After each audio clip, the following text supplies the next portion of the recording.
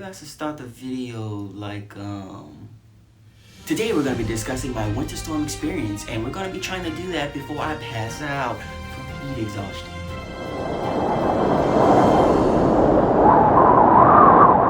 But on a more serious note, I really am here to talk about my winter storm experience. I wanted to really get it out there before, I really start to kind of muddle my memory up. Because, the longer you take to really recall something, the more muddle it gets in your brain. So figured I would just let it all out now, while it's still fresh and recent in my mind.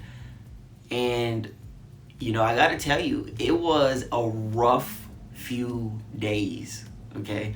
And I have never really experienced days like that except for when I was going through Katrina. Because when I was going through Katrina, it was basically winter storm experience, except instead of freezing cold, it was like rain, flood, and just a nightmare.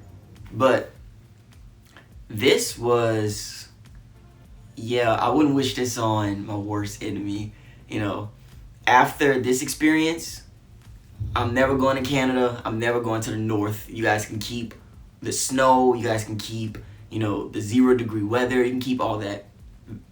So I went through the winter storm thing. So I went through the winter storm for like 3 days. Really 4. Day 1 was pretty easy for the most part. It was pretty easy, but boy, did it get rough afterwards. I didn't really have any idea of what to really expect besides just, cold. And the first day, we were all home, everybody was just, in their rooms chilling. This was around like maybe 11, 12, somewhere like that. And we were all just chilling, just watching TV, playing our games and stuff like that. And then, boom, the power goes out. Power goes out and everyone is just, oh, power's out, it'll be back on soon. Little did we know. So we went around the house lighting candles, just to light up the house while we wait for the power to come back on. And it came back on maybe like 30 minutes afterwards, but then it went, boom, went right back out. And that was when it really started. That was when the whole thing really popped off, because it wouldn't come back on until the 3rd day. So yeah, we were in for the long haul and we just didn't know it yet. So at the time, my first thought was, I guess I'll just, go to sleep, because there's really nothing else to do. I'll just go to sleep, wait until the morning. So I get up in the morning and the power's still not on. And that's when I realized, something's not quite right here. And also, it's freezing. Like, it's really cold. I think it was about 30, maybe between 20 to 30 degrees, somewhere in that area. It was really cold. And I just pretty much just stayed under my cover for like about an hour, I think, before I really got out the bed, because it was so cold. I tried to get out the bed at first. I'm like, it's so cold, I don't want to get out the bed. So I just kind of like just stayed in the bed under my covers. And I had 3 blankets on by the time I woke up. So I think what happened was, at one point I must have woke up in the middle of the night, got a second blanket, because I do remember my mom at one point putting a blanket on me. And I was just like in a daze, because I just woke up out of my sleep and just saw her putting the blanket on and then fell back to sleep. So I think she must have put the 3rd blanket on, because I woke up and I was like, oh, these covers are so heavy. It's like 3 blankets. And I'm glad I woke up to them, because it was so cold. I don't think I would have wanted to get out the bed to even get the 3rd cover. So I stayed in the bed for about an hour or so. And, eventually I get out the bed and we're all wondering, what's going on. My family, me, my brother, my mom, my dad, we're all wondering, what's going on. And, I guess we just kind of came to the conclusion, like, the power's going to be off for a hot minute, I guess, because it should have been back on by now, because we went to sleep and, it's like the middle of the day, so the power should be back on. It's not. So I guess we're in it for the long haul now. And I believe, we just started to kind of like look for like food and stuff that we could eat during the day. Pretty much we just did nothing. For the rest of the day, we kind of just like put on some like warm clothes This is basically what I wore by the end of the experience.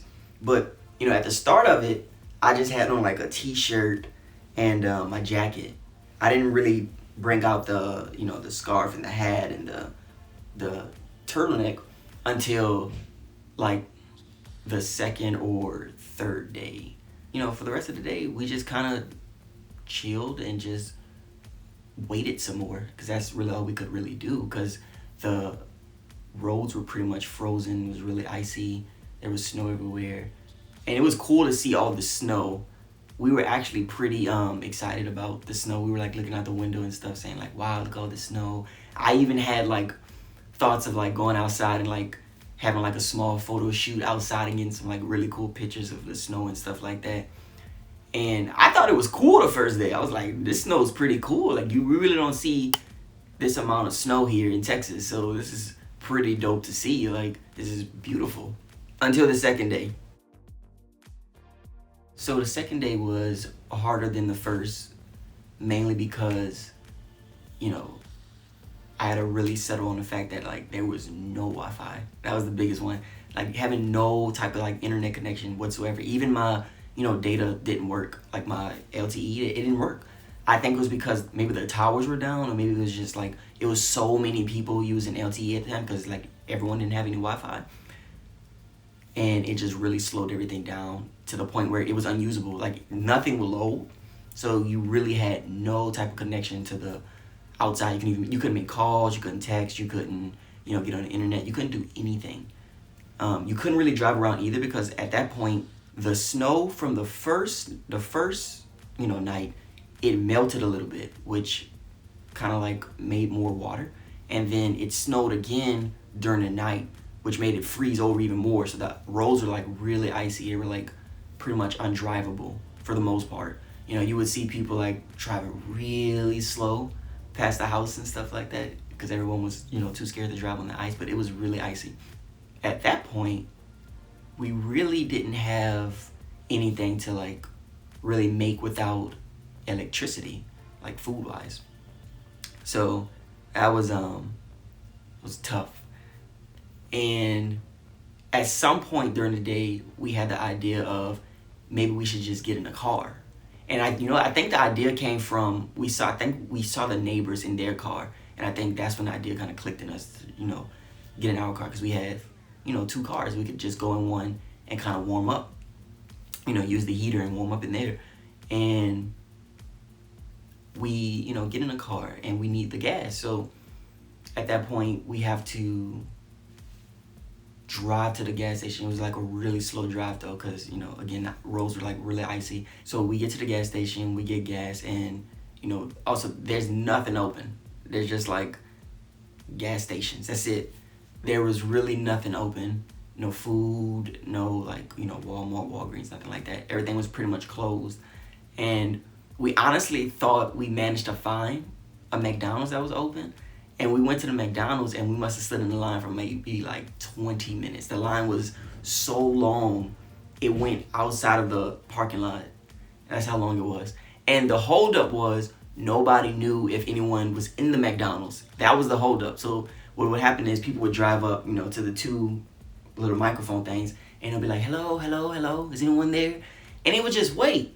And it's like no one would reply, but they would just wait because I guess, they were so hungry and just so desperate that like, they had to make sure that no one was there. Like they couldn't take the chance of driving off and someone did manage to show up. So everyone was just kind of just waiting there super long, which made the line, really come to a halt. And one girl, she went to the, she walked out of her car and went to the little window, and she tried to talk to them to like see if anyone was there. And she came back, and everyone was in that car like looking at her like waiting for her to maybe come back and see if she'll pull off, signaling no one's there. And she came back. She just didn't leave. Like she just stood in her car. No, like mind you, no one was there. Okay, no one was in the McDonald's, so she knew no one was in the McDonald's. And she just like got in her car and just stayed there for like maybe like 5 minutes. It made everyone think maybe someone is there. And I don't understand why she just didn't pull off. Like I don't know why she just sat there.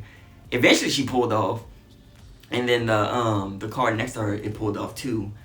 And, we kind of pushed up to the microphone. And we kind of waited a little bit because we were unsure if, someone was there or not. And it took a second lady to get out her car. And she went to the restaurant. And I guess she tried to knock on the door or whatever. And then she comes back to her car and she's like, no one's there, it's empty. And that's when everybody just kind of, just dipped. Because that was it. It was nothing there. And I was so mad too because, like, I had my heart set on, like, a hot and spicy. Like, I was super hungry. And, like, I never order a hot and spicy anymore. But, like, I was so hungry. The first thing I thought of was, like, a hot and spicy and a fry. And, like, it was just in my brain. I wanted it. And I was so mad we couldn't get one. So, we come back home. There's some sandwich stuff, I guess. So we make some sandwich stuff. I really didn't want a sandwich because the first day what we ate was tuna fish. We had like tuna fish and bread, like a tuna fish sandwich. And that was pretty much the dinner and the lunch and the breakfast that day. We had that on the first day. So I was already tired of sandwiches at that point. Before we came back home, though, we did stop at like a Red Box outside of a Walgreens because we figured, we'll be in the car and, we can just watch the movie in my dad's car because he has like a DVD player. So we watched the movie and eventually everybody just kind of like fell asleep. At that point, the temperature dropped even lower than the first day. It was maybe like 15, 14 degrees, somewhere around there.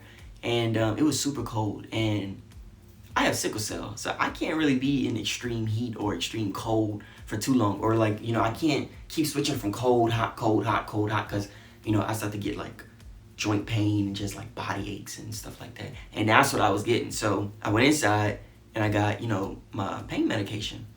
And I took it. Worst decision ever because, let me tell you, I have a bad history with pain meds.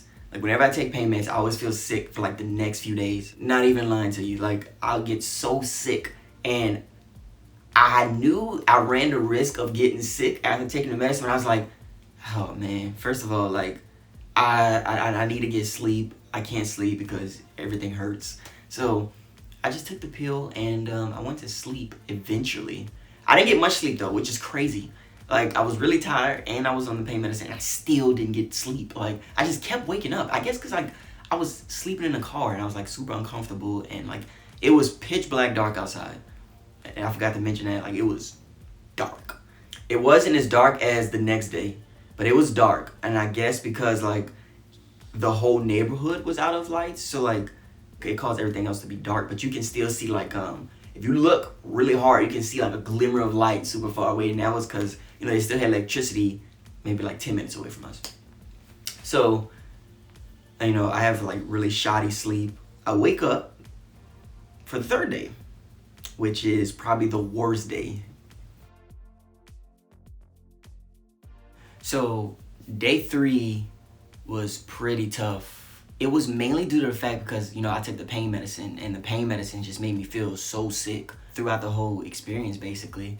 And I woke up on a, empty stomach. I just didn't really get any sleep. Like, I didn't get any sleep in the car because, I'm in a car. So, I'm in the front seat. So, like, my legs are pretty, they're pretty, like, squished almost. Mainly because, like, the way I had to, like, sit because I didn't want to put my seat back because, my younger brother, he slept in the seat behind me. So, I couldn't put my seat back. So, I was just so uncomfortable. And my first thought when I woke up was, I gotta get in my bed. So I go inside the house, and when I get inside, I'm like, I'm gonna get into my covers and go to sleep.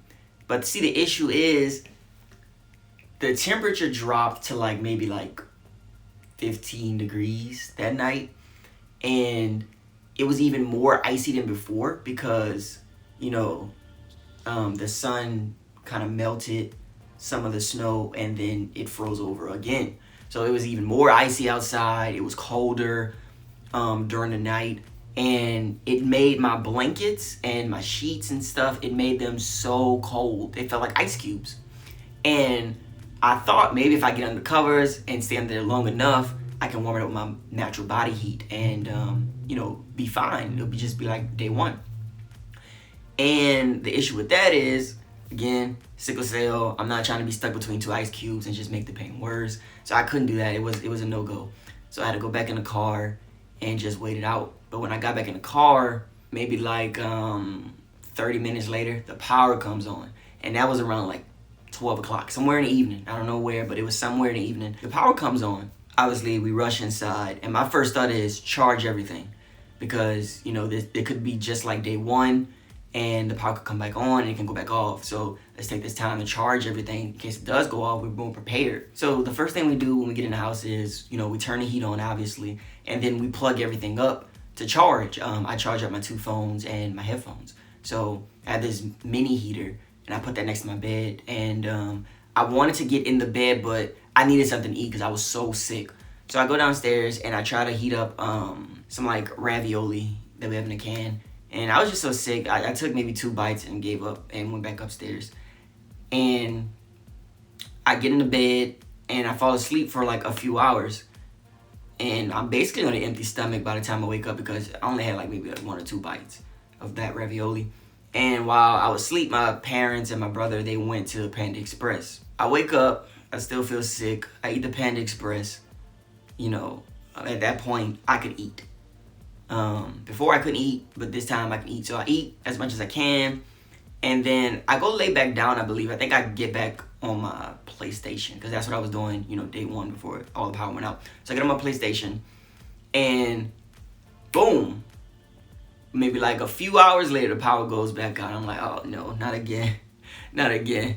And day 3 ends up being basically day 1 reset. So, you know, again, we light the candles up, set them around the house, but this time we're kind of more prepared and we're like, let's close the doors so that way we conserve the heat that was built up, you know, earlier during the day. So we do that. Eventually I go to sleep. You know, again, there's nothing to do. Everything's charged up, but like I don't want to play that. I want to play my PlayStation. So, you know, I go to sleep and that's when day 4 begins. Okay, so now we're on day 4. And day 4 was pretty bad because usually pain meds make me really irritable. And so I was irritable from the pain meds. I was irritable because I woke up and it was colder than all the other days. And like, I just felt like it would never end. I felt like I would never get out of this winter storm experience. And I just thought I was stuck. I thought it was gonna be like this for like the whole week, to be honest, because the TV was on the previous day. We saw the news and the guy was like, it's gonna last all the way to like Saturday, Sunday. So I'm like, we'll never get out of this. This is our life now. This is how we live now. We live in the cold. Like, this is our life. We're under blankets and coats and stuff like this. Day 4 is where my dad, he gives me, you know, the turtleneck, and then that's when the outfit is pretty much complete because I get the hat, and the outfit is pretty much complete. Like, we're here now. We're day 4. It's freezing. I'm sick. When I wake up, you know, my mom's like, hey, you want some oatmeal? My first thought is no, because I don't want to eat. I feel sick. I'm irritable. I don't feel like going downstairs to eat. I'm not in a good mood. I don't want to, you know, be disruptive to everyone because I know everyone else is going through a hard time. So I don't want to bring my, you know, negative energy and, you know, to their space and make it even more uncomfortable for them. So I'm just like, I don't want anything. Not to mention, I knew how it was going to come out. I'm like, there's no electricity. I don't know how they're planning on making oatmeal, but however they plan on making it, it's gonna be bad. It's just gonna suck. It's oatmeal, and like it's hard to mess up oatmeal unless you have no power. Like, no surprise, the oatmeal was like not it. Like, oh, y'all, one thing you never want to try is winter storm oatmeal. It is not the play ever. Wasn't it? Oh my God, wasn't it? Like, the thought of it, like, oh, it makes me sick. So basically, we just went back in the car for like the rest of the day. And eventually the power came on again. And that was around maybe like 7 o'clock at night. Power comes on. We're all excited and happy. We get inside, and again, the first plan is heat everything up, charge everything, and let's try to prepare food this time while we have electricity. So my mom, she makes, what did she make? I do not remember. I don't know. She made food. The food was prepared. I can't remember what it is. I don't know why. I can't remember what it was. I don't know why. But we eventually ate that at some point. Well, they did. I think I ate way later throughout the day. And the power went off again at some point. It came back on maybe an hour or so later. And that was pretty cool. because that was the last time it ever went out. Like, it stayed on from then up until now, which, oh my God, it's been a relief. So we were lucky enough to, at least have water the entire time, because a lot of people were unfortunate and didn't have water. Some people were even more unfortunate and didn't have water or power. So my heart really goes out to those people. Our area, we went through it. We got past it. But thank you guys for watching. Thank you guys for, listening to me talk and ramble. But on that note, please like, comment, subscribe. Let me know in the comment section how you guys, dealt with the situation. If you were in it, or maybe you had another disaster that you dealt with somewhere else, and, you just want to talk about it and get it off your chest. Just let me know in the comments, and we can all discuss it and talk about our stories and whatnot, Thumbs up once again, and click that subscribe button with the bell for the notifications. See ya.